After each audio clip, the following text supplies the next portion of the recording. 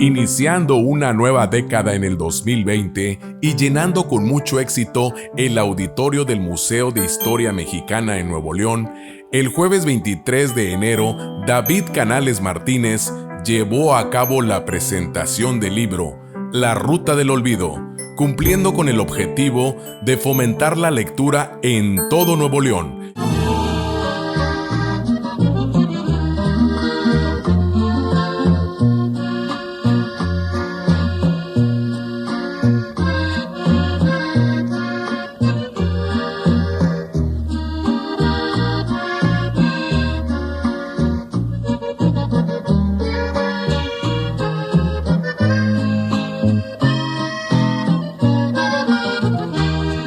Gracias, el Museo de Historia Mexicana. Bienvenidos todos y cada uno de ustedes a esta gran presentación del libro La Ruta del Olvido de mi amigo David Canales Martínez. Se me olvida que te estoy olvidando. Soy como que a pleonasmo, ¿no? Pues sí, buenas noches. Es precisamente la inquietud de una persona que está buscando ser escritor, que no nos olvidemos, ¿no? Vemos cómo van pasando los años, van pasando las generaciones y vamos dejando por ahí recuerdos, anécdotas, inclusive, ¿cómo te diré? Costumbres que teníamos nosotros y que se van perdiendo con los años, que como siempre he dicho, no es un pleito de que el pasado era mejor, pero sí es un pleito de que no se olvide. Podemos ser ahora como nosotros queramos, pero siempre y cuando tengamos ese respeto y ese conocimiento de dónde venimos. Y ahí, en las cantinas, pues fue mi quinto libro, Ruta del Olvido.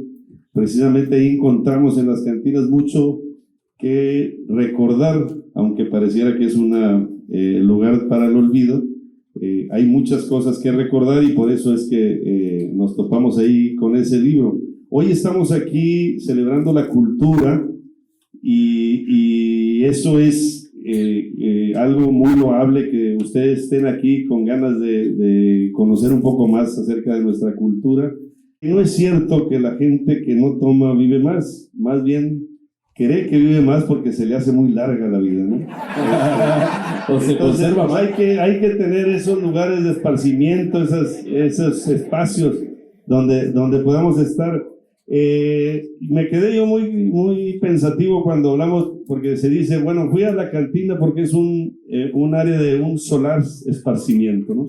Y resulta que es un pleonasmo, porque solaz es aquello que sirve para divertirse o relajarse. Yo hablo de las cantinas que pueden ser una red social, lo que antes era una red social donde los compañeros se juntaban ahí, se ponían al día con sus pendientes.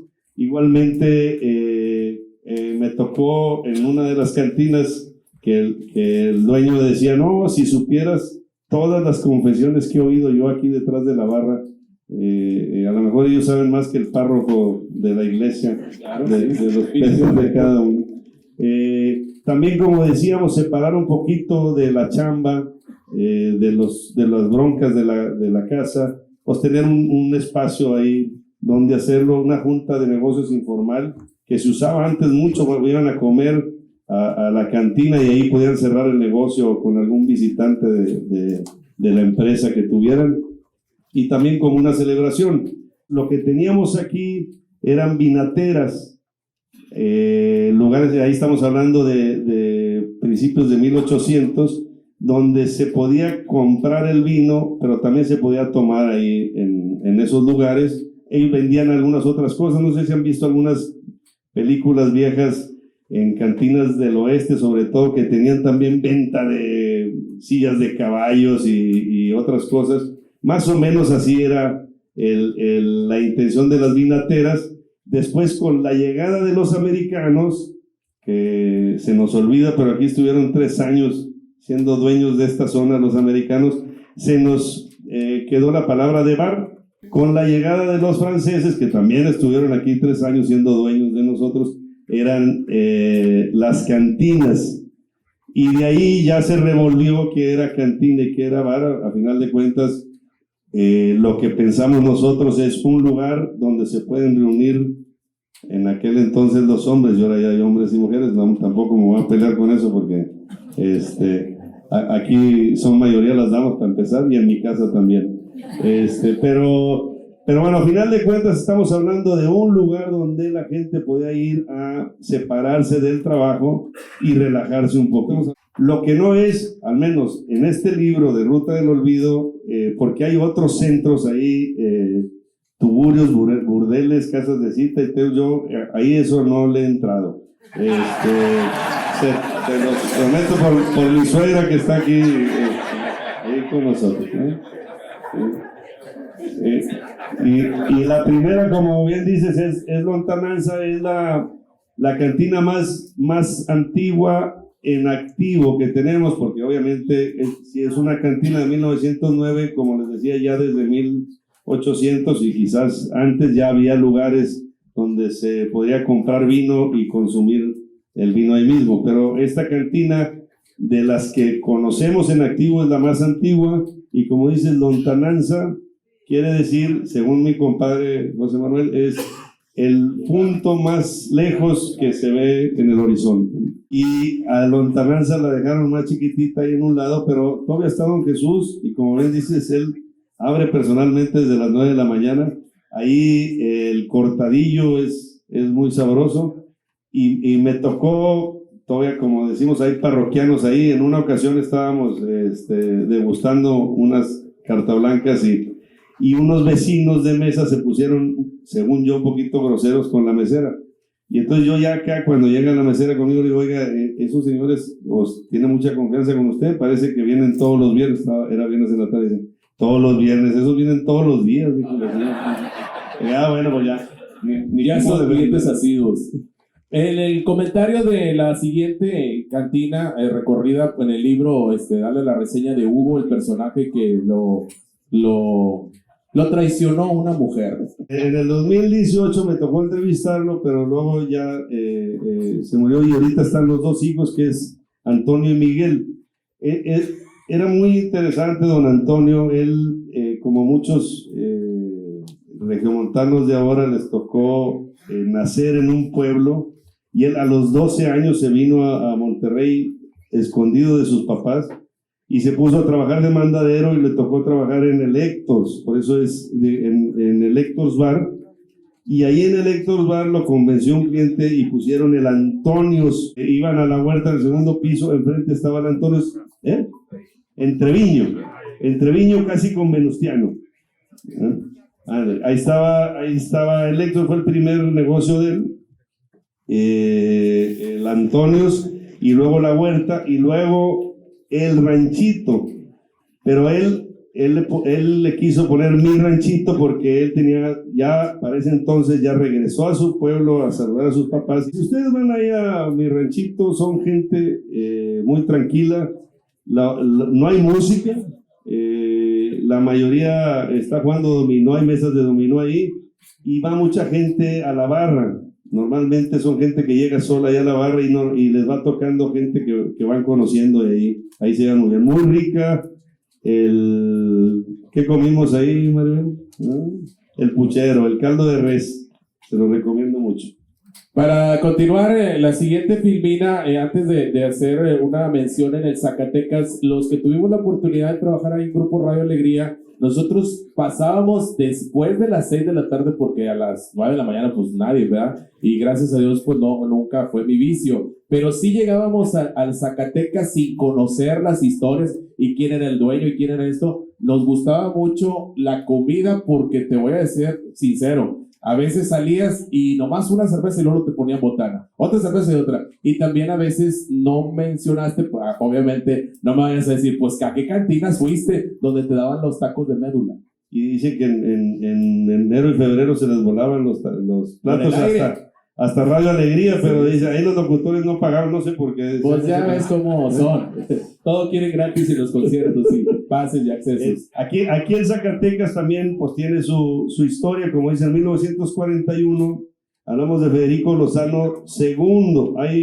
Hay 4 Federicos Lozano. El primero traía whisky importado, yo no sé si legalmente, de Estados Unidos, y al hijo le ofrecieron poner el Zacatecas con Cervecería Cuauhtémoc. Recordemos que en contraesquina, que al rato lo vamos a platicar, estaba el Indio Azteca vendiendo cervecería de Moctezuma. Entonces ya pusieron el Zacatecas, y la esposa de este Federico II hizo la receta del adobo del costillar.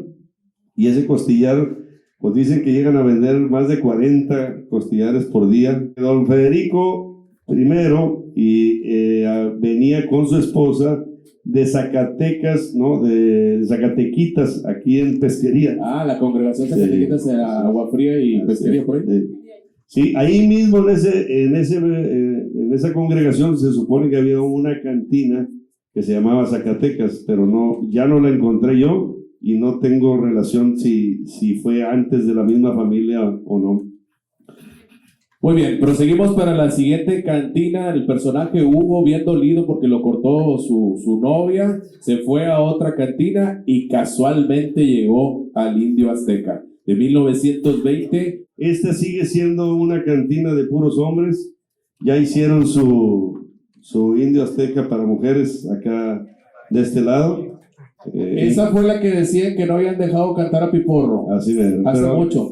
Déjame nomás para platicar. Sí. En la cantina del Indio Azteca acá de este lado dicen que hasta lechuga venden, pero no estoy seguro. Acá en la de Madero, puro marrano tenemos. Sí, todo lo que tenga que ver con puerco, a partir de los hígados de puerco, el chicharrón de puerco, las costillas de puerco, los frijoles con puerco y el lomo adobado, ¿te acuerdas?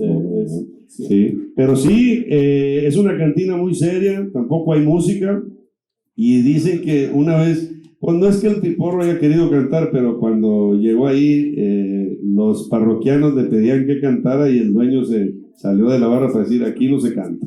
No, ¿por qué no dejan entrar a las mujeres? Pues que se vayan al Zacatecas. No, porque dices tú, oye, como hubo el personaje de Vuelvo a todas las cantinas, ¿no? Así es, digo, no le muevas. Y esa cantina, pues es desde que empezó el Hotel Ancira. Recordemos que el Hotel Ancira se empezó a construir en 1909, todavía con don Bernardo Reyes como gobernador, que dio el aval, y la importancia de que Monterrey tuviera un lugar especial para recibir a personalidades. Y así se pensó el hotel y así se pensó la cantina del 1900. Este hotel fue creciendo y desarrollándose, pero la cantina no. Si ustedes van a la 1900, inclusive todavía el piso, algunos grabados, la barra, es la misma desde 1912, que fue cuando se inauguró el hotel. Si te descuidas, ya estás jugando dominó ahí con una mesa. Yo digo ahí los que digo, muy tranquilos, muy parroquianos. Ahí antes había muchos talleres, no sé si ubiquen esa colonia de talleres. Entonces estaba el Nuevo Aguacate, estaba el Suez, pegado a Venustiano, que se cerró cuando hicieron la ampliación de Venustiano. Y los dueños actuales, pues se llaman Nuevo Aguacate, antes era el Aguacate, son meseros de esa cantina que decidieron ir a comprar al Aguacate y ahora pusieron ahí el Nuevo Aguacate. Y yo digo, pues ellos saben de aguacates porque nos tienen a todos muy contentos, con buena botanita.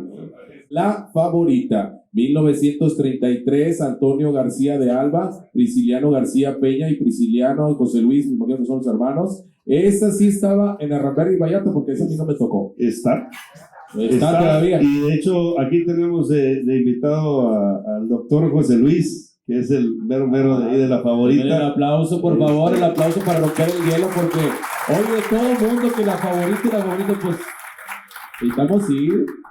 Sí, están invitados todos, como siempre dice José Luis. La Favorita es su casa, era la casa de su abuelo, y luego de su papá. Es una construcción de sillar muy bonita, y nada más abre en las noches porque además de encargarse de la cantina, es médico de profesión y además es luchador en los domingos en la Arena Coliseo. Entonces, pues nada más los puede atender ahí en la noche de lunes a sábado.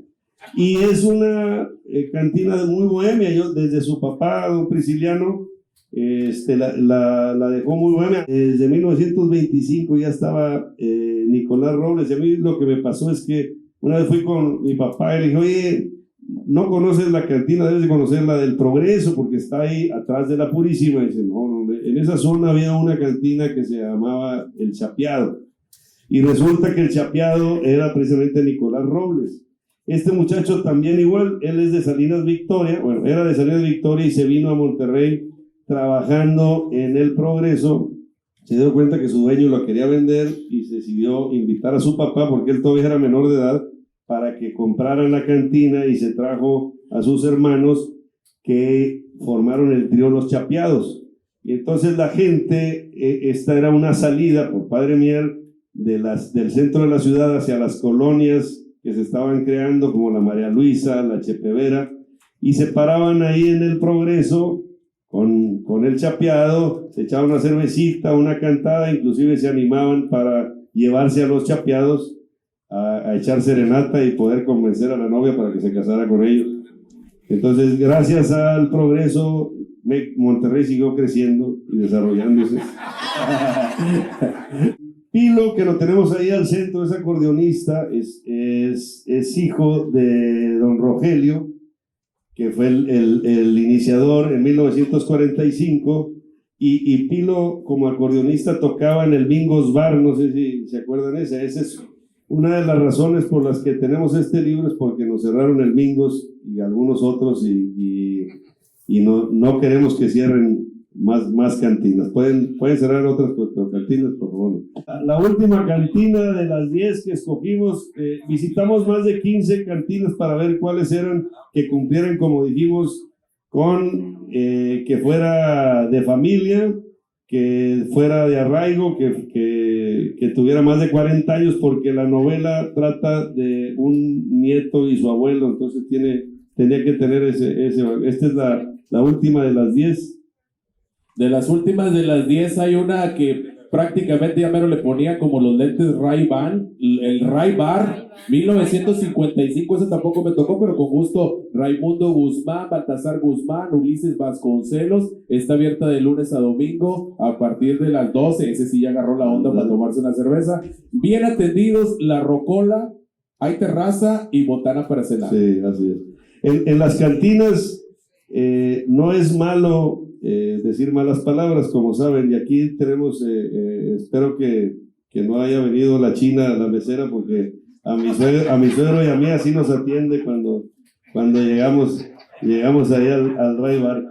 Es una cantina que está, ahorita está en Vasconcelos, en San Pedro, pero es una cantina de Tampiquito. No sé si han localizado ahí ese barrio. Debe de ser una historia muy similar a San Luisito, ¿verdad? De gente de Tampico que hoy se estacionó allí, y bajaban en el camión y se paraban con don Raimundo, por eso se llama Raiva de Raimundo, a echarse unas cervecitas antes de llegar a dejar el chivo a la casa más arribita ahí en la colonia Tampiquito. Y sigue todavía siendo cantina, muy importante, porque ahí platico yo, y eso sí nos pasó, que una vez estando mi hermano y algunos otros pasando en bicicleta, nos abrieron la puerta de la cantina, ya menos nos azotábamos y nos daba un poquito de miedo de chiquillos, porque era en la banqueta de la calle Vasconcelos salían las puertas de vaivén. Luego se me quitó el miedo y ya podemos ir ahí sin ningún problema. En La Favorita era una cantina de mezcal.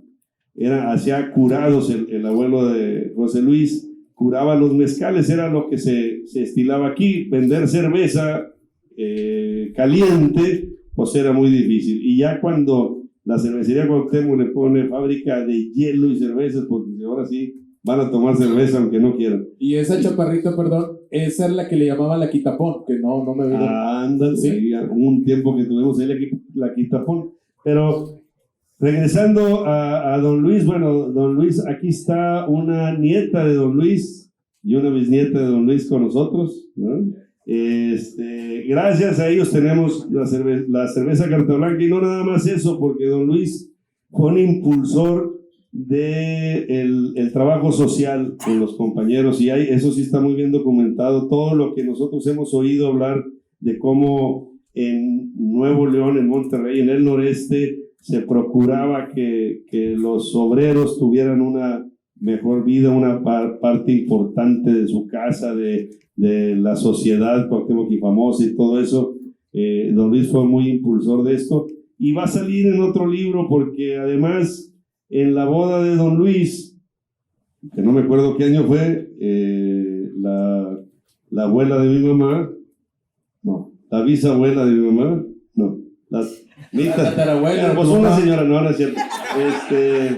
A ver, madre, la abuela de mi mamá se murió porque hubo un conato de incendio y se estaba casando don Luis y se nos murió mi bisabuela, y mi abuelita Olga, a partir de ahí, pues era muy chiquita y por eso le decían la beba, y bueno, hay una relación con las dos familias que luego les voy a platicar en otro libro. Bueno, hablando de el libro, propiamente del libro Ruta del Olvido, como les comentábamos, es una novela con personajes y todo para hacerlo atractivo y poder trabajar con los tiempos y hablar del pasado y del presente un poquito ahí entre los capítulos. Tenemos a un joven ¿cómo les pongo ahí? Que no sé. Bueno, se iba a casar el muchacho, y no sé si se acuerdan que había una Lady Carolina, que sale un video de la despedida de soltero de la muchacha, y el señor decide mejor que no se casa. Este muchacho pues no se casa y vende la construcción de su casa y se decide gastárselo todo en las cantinas de Monterrey. Y ahí es donde empieza su recorrido cantinero, pero se va dando cuenta que su abuelo, 40 años antes, había hecho lo mismo, pero por otras razones. Entonces va encontrando en los dueños de las cantinas y en los parroquianos una liga con su abuelo, con el pasado, y pues ya les platico más para que lo lean. Le damos fuerte el aplauso a David Canales Martínez. Gracias por esta exposición. Párate, por favor. Que se oiga doblemente el aplauso, y el aplauso en todas las cantinas va acompañado de un ¡bravo! Bueno, muchas gracias, y ahí los invito a que compren el libro, porque ayer en la casa de mi tía Licha me dieron una recomendación, que en cada cantina le pusiera un vale de descuento para las cantinas. Entonces, en la segunda edición lo vamos a hacer, pero tenemos que acabarnos esta primero. Y un vale de despensa también. Muchas gracias a todos. Gracias.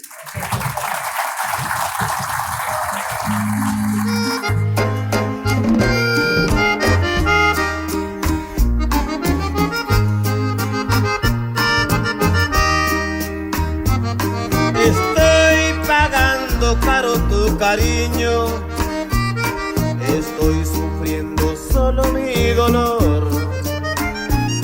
No dejes que yo solo pague todo, si somos solamente un corazón. Recuerda que los dos fuimos culpables de todo el mal que existe entre los dos. No dejes que yo solo pague todo, las culpas y las penas de los dos. Estoy desesperado por no verte, mis ojos se han cansado de llorar. Los pobres han sufrido ya bastante